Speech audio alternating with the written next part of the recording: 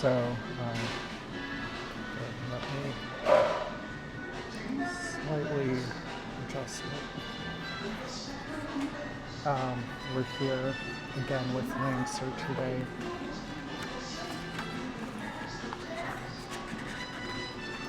Last time we just really took a glimpse through it. Today I want to focus more on discerning the rules.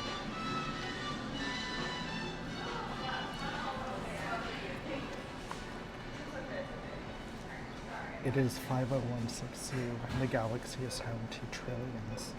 At the core of humanity's territory, there is a golden age. But outside of this newly won utopia, the revolutionary project continues.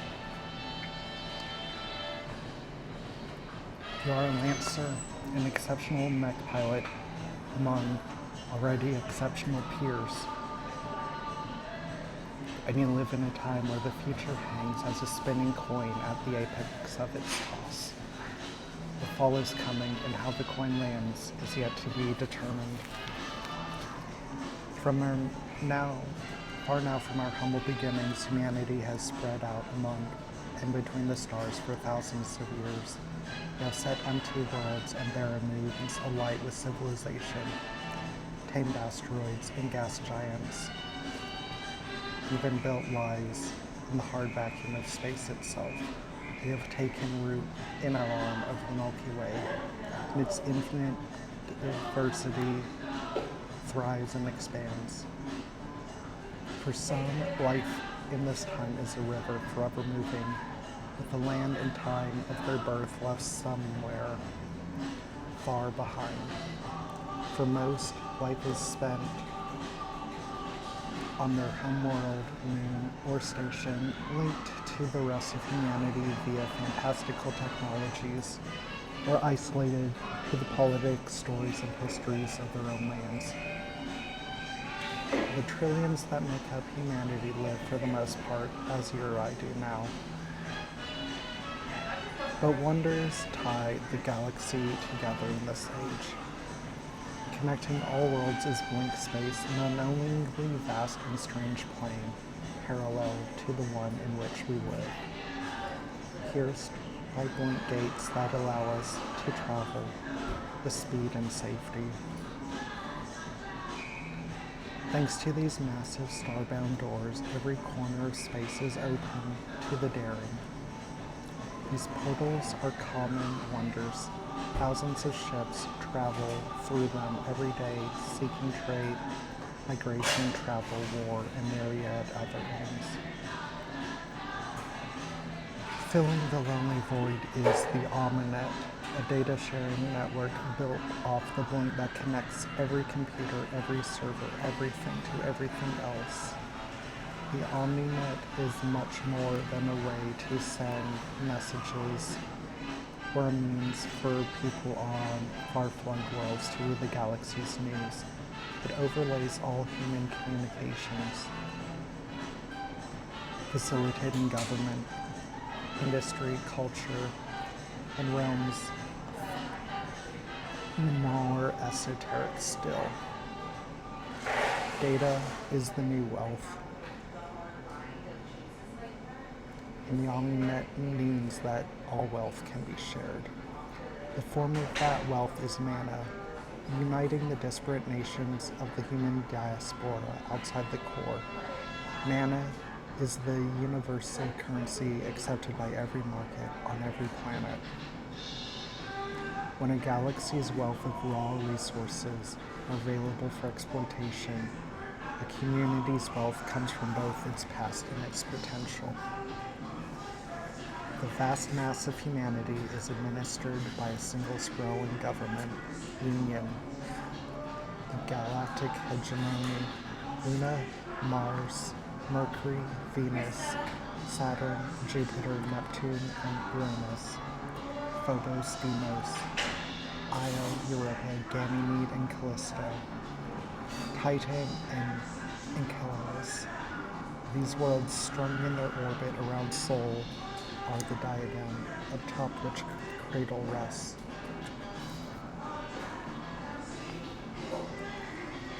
the seat of Union's power in humanity's ancient heart.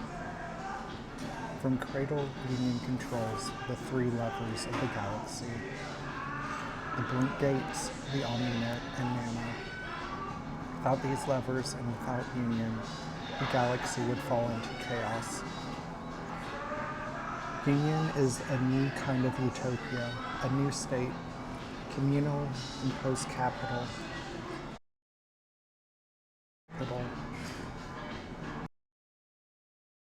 For a new humanity, Union was born from the ashes and ice of the fall, the collapse that felled old humanity, boiling cradle and withering her colonies entirely.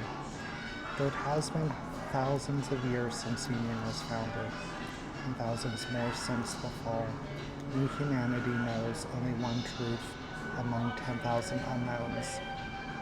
If we are to survive, then we must come together in solidarity and mutual aid. Despite Union's conviction and despite its successes so far, the sheer size of this collective project is daunting.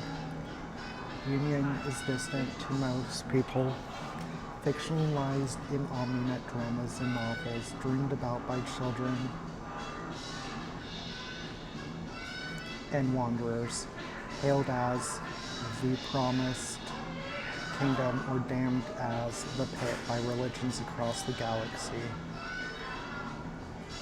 For all its authority, Union prefers to rule from a distance. Few have ever seen one of Union's administrators, let alone suffered one of its naval campaigns. For those who have never seen its flag, Union is all but a myth. For those whose skies have been darkened by Union ships, the hegemony may have brought liberty, but it brought death first. The galaxy remains a dangerous place outside the core. Rebellions, insurrections, piracy, wars, civil and interplanetary, continue to flare and burn their way through space, though only the most desperate contents require Union's intervention. Disputes between Union subject states are common enough that there is still a need for militaries, militias, and mercenaries. 5 major suppliers offer arms and armor to states and entities outside the core that desire them. These manufacturers exist in delicate balance with Union. Though the administrators regulate and the post-suppliers comply, these two philosophies, one of post-capital utopia and the other of permanent and wild growth, rush towards an irreconcilable end. You are one person, alive in this time of tumult and peace, a time of promise that was built on the sacrifice of those who came before. It is threatened still by the heirs of old adversaries. You are one whose life is lived in the great river, whose lives cross stars and time. Where one person in the right place at the right time can divert the course of history. Where the collective action of comrades can save worlds and lives and better define Union's utopian dream. You are a mech pilot, one of the best, a lancer, and yours is the story of this spinning coin at the apex of a toss. This pivotal moment in history. What will you and your comrades do when fate, foresight, and luck, good or bad, puts you in the right place at the right time? On which side will you fall?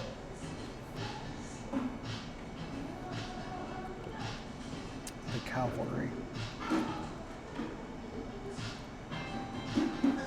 Your character in the world of Lancer is a mechanized cavalry pilot of particular note. Whatever the mission, whatever the terrain, whatever the enemy, your character is the one who is called in to break the siege or hold the line. When the drop clocks and sound, it's up to you. It's up to them to save the day. Your Lancer hails from the world and culture of your choice that is human. They might come from Earth or Cradle, as it is now called, but to hail from Earth in the Age of Union is exceedingly rare. No, It is far more likely that your pilot hails from somewhere in the vastness of the human diaspora. In Lancer, it has been millennia since we left Earth, and most of humanity lives among the stars in our own of the Milky Way. This humanity is familiar and strange in equal measure. As far as we know, the only sentient beings in our stellar neighborhood are other humans, but don't take that as a limitation. There are many roads to becoming a Lancer. Your character might be the product of significant technological and capital investment on the part of their employers. They could be a born prodigy, a wunderkind who commands a mech with innate grace and ability, perhaps discovered by a secretive recruiter. Your character might be a lucky conscript, a battle-proven draftee who managed to survive their first drop, promoted by desperate commanders looking for a hero. They could also be the scion of an ancient atemporal monarchy destined to inherit the chassis of their patriarch.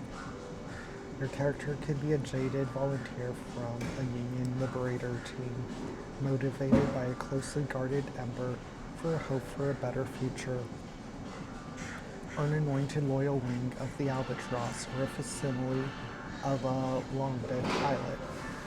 Grown in batches of thousands, a spacer who has spent too long listening to the deep whispers of the void.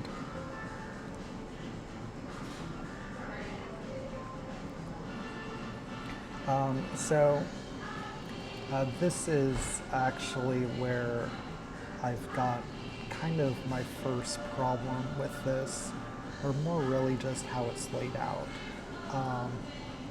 All of the very heavy setting stuff, although I do believe the introduction you just read did a good job of setting a lot of the themes and tones of the games. Like this is, but most of the setting details, which I actually haven't read yet, are buried in the very back of the book. And so, you know, in general, all of these descriptions of someone you might make, you know, you can kind of get what they're going for, but none of these words mean anything.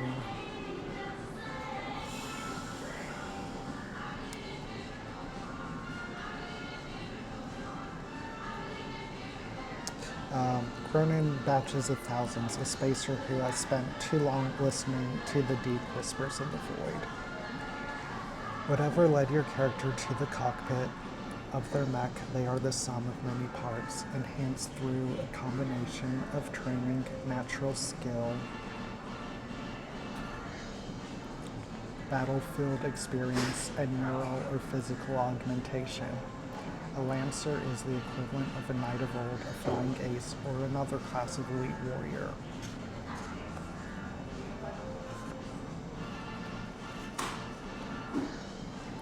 Just one moment. I've got a bit of an emergency.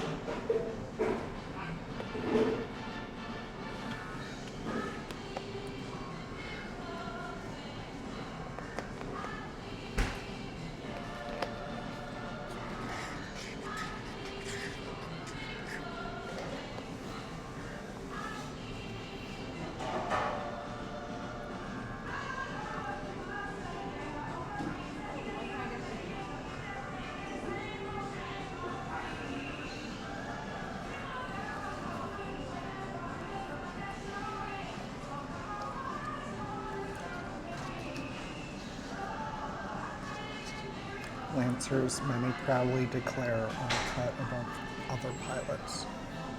They aren't entirely wrong. The recruitment, training, and maintenance of a mech pilot demand the investment of much more time and capital than your average soldier.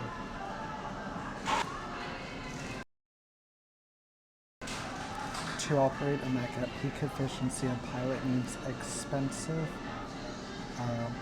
physiological and ontological augmentations. Really? Ontological? Okay.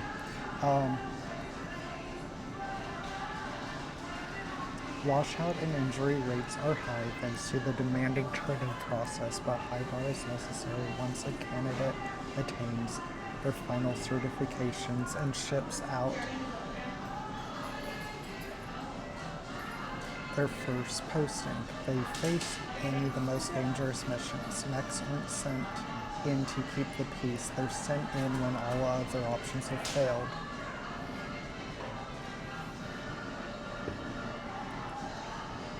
Your character, a Lancer, represents the best of this exceptional corps. Remember, whatever their history, your pilot is ultimately human. They're just as flawed as the rest of us, just as perfect. Pilots are heroes and villains, brave souls and cowards, lovers and fighters all. Some of them stand strong when everyone else runs, or are the first to face danger.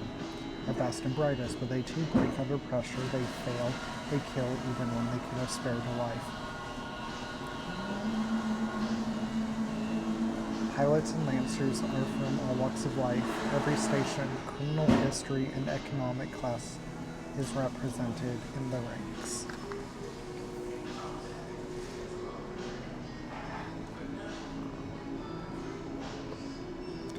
Your character in Lancer is first and foremost a pilot.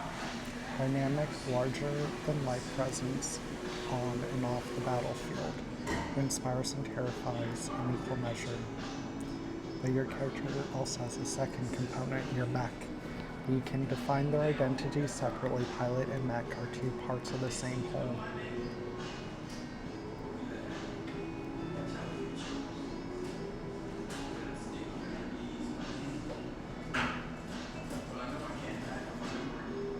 Yeah, I really think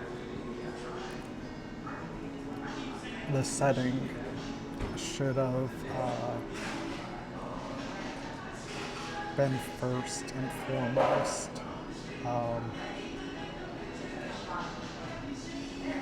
Like, if nothing else,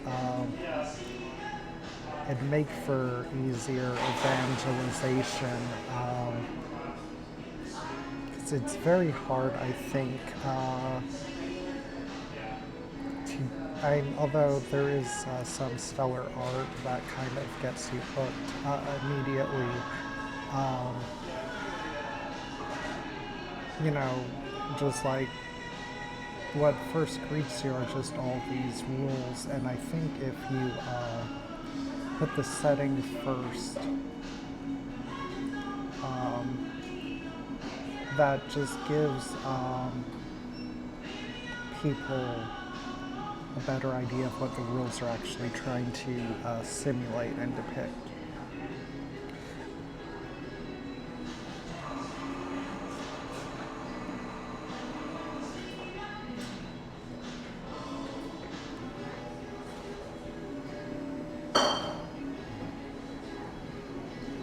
So this is an odd setup.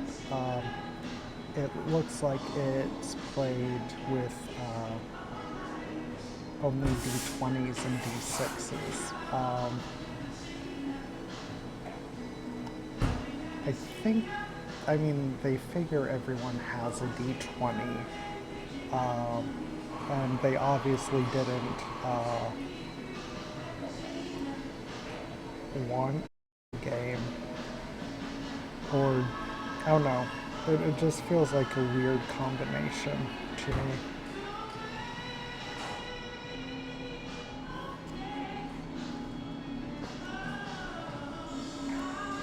Oh, I actually haven't looked for this. There, it looks like there is an official companion app.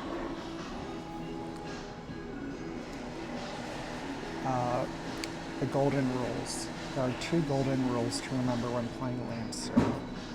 1, specific rules override general statements and rules. Okay. And 2, always, oh man, to the nearest, but like,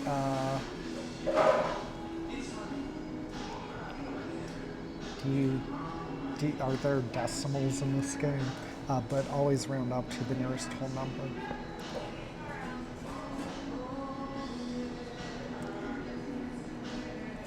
Narrative play and mech combat. Dancer makes distinction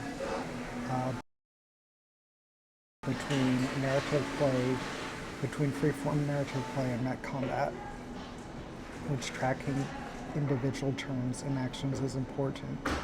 During narrative play, players act naturally and spontaneously as needed.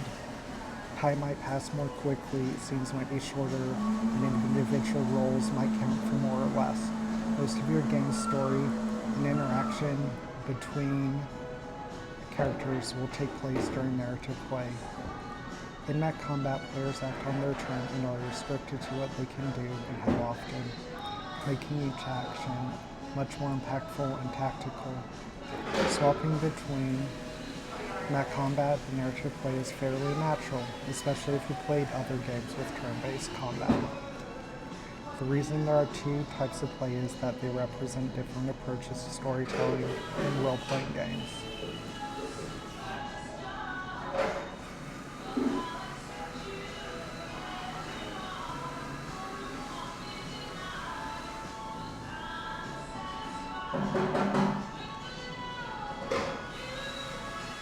So it's just saying, try and find the right balance for your group's play style between the mech combat and the interpersonal actions. That being said, in our first look through, I would say around 70% of the rules I was seeing were solely dealing with combat. For this game seems to really want to be telling these granular personal stories, but I really wasn't seeing that supported in the rules, but maybe we'll find out different later.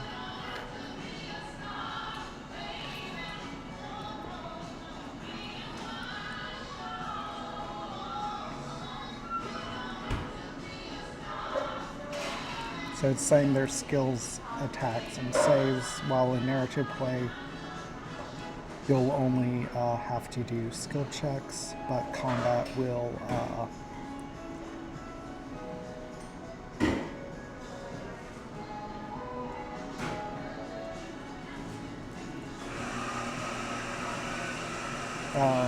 if you've done any sort, and this is all by standard D20 style stuff, skill checks have a goal, and if you roll your skill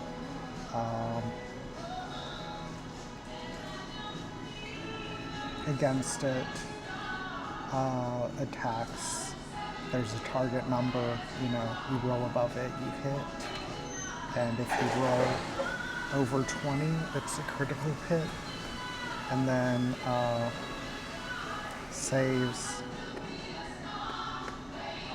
you've got your target number, and you roll to exceed it.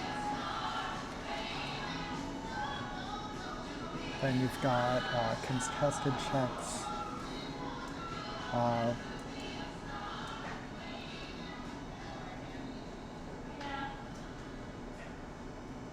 It's just, you each roll the same skill, and whoever has the highest wins. You can always choose to fail.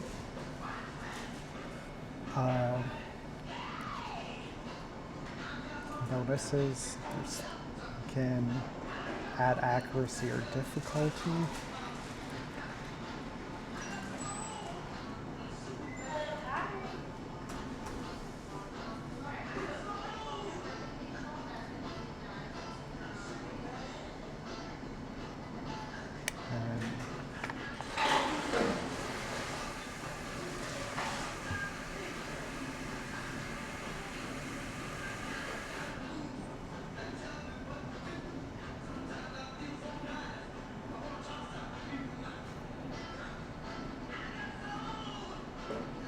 So as you level up, you get grit, which is a bonus. It gives you various bonuses, it looks like. Missions, downtimes, and scenes. Ongoing games of Lancers are usually divided into missions, each of which might encompass one play session or several separated by periods of downtime. Missions have specific goals or objectives that can be completed within a discrete amount of time. Destroying a building, breaking into a secure facility to recover vital data, evacuating civilians, uncovering a conspiracy, or holding the line against enemy attack. For example, missions also provide some preparation time in which you can establish goals, stakes, and equipment for your characters. If your character isn't on a mission, you're in downtime.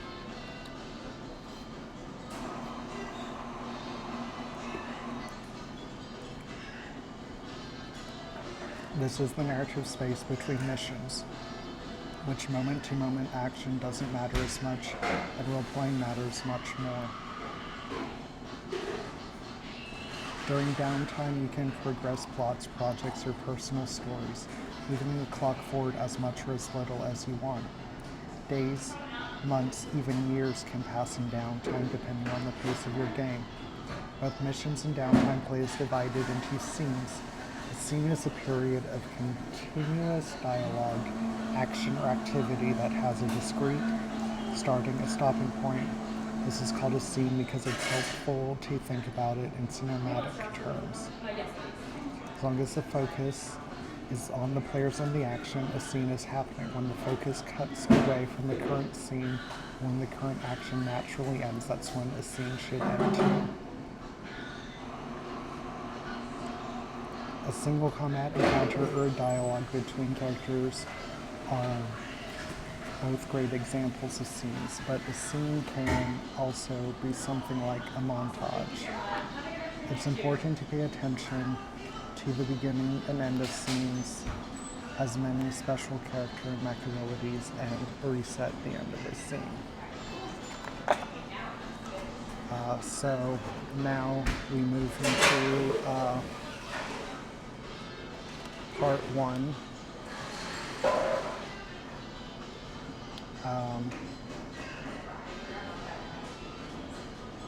Which looks like it encompasses around 18 pages, but that is all the time I've got for today. I'm going to end and then restart the stream to split the VOD so that we'll have a separate VOD for the opening.